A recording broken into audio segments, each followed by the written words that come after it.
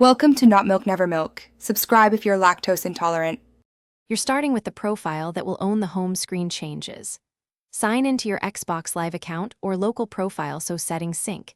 If you plan to use a custom background, make sure the image is on a USB drive or in OneDrive.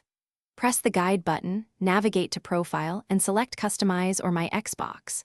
This opens theme and tile options. Once done, you'll be able to pick background art, accent colors, and what tiles show on your dashboard.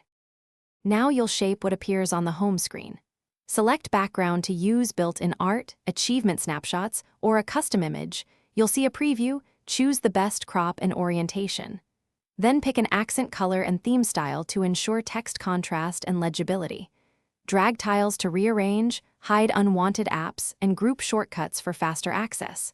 Once you've ordered tiles, check settings, display, and sound to fine-tune resolution, and overscan so everything lines up correctly on your TV.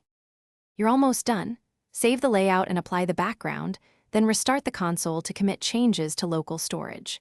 If you use Xbox Live, give it a moment to sync. Sign out and sign back in or force a sync under Account Sync settings to propagate customizations to other consoles.